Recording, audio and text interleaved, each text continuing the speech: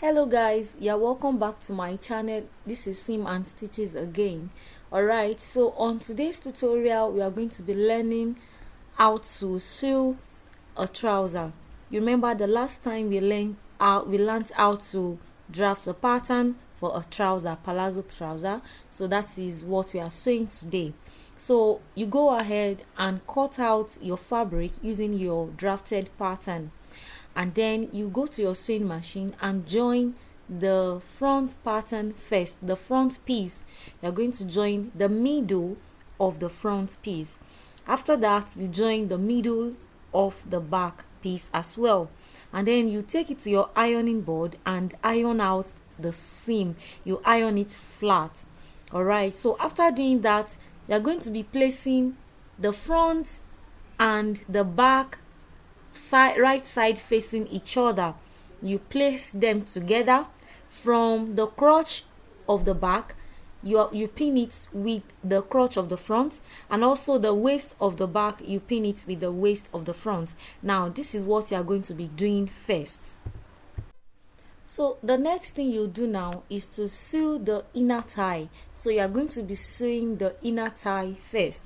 You start either from the center to the right side. You stitch it all the way through using your 1 inch. Remember, we used 1 inch as our seam allowance. So at the left side as well, you sew your 1 inch, and then you take it all the way like that, securing the crotch part, making sure that you double stitch that part very well.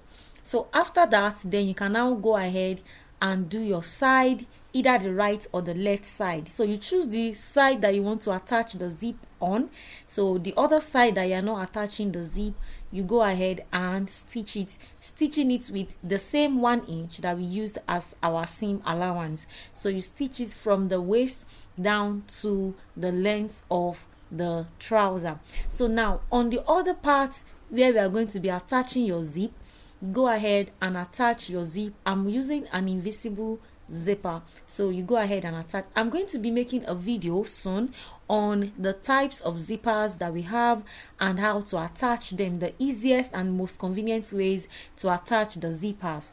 Alright, so after you have attached the zipper, and then you go ahead and hem your trouser. So what I did was to initially use an hemming gum to hold it in place. The 2 inches that I used as hemming allowance, I folded it in and I used my hemming gum on it, and then after that I took it to the sewing machine and I secured the stitches with a straight stitch. Alright, you are almost done with your sewing. It is the easiest part of a trouser making. The next thing now you want to do is to attach the band. You're going to attach the band. There are 2 ways of attaching the band. So the band I used here is 1.5 inches high. So I added 0.5 inch as seam allowance to join it with the body of the trouser. Now the 2 ways of making a band. First, you can make a band by starting from the wrong side, and then you close it up on the right side. So you start on the wrong side, but you close it up, folding it in and having a top stitch on it on the right side. That way both stitches are hidden. You don't see the stitch, it's the seam line rather, they are hidden inside of the band.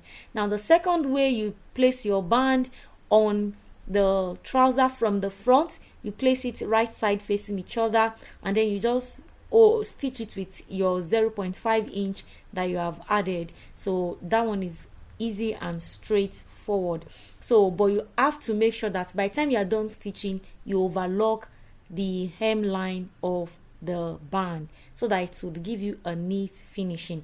So I went on with the second method and I ensured that I overlocked it.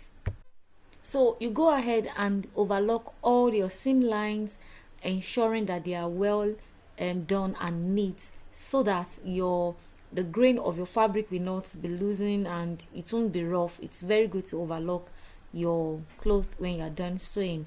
Alright, so you are practically done with this. It's very easy and simple.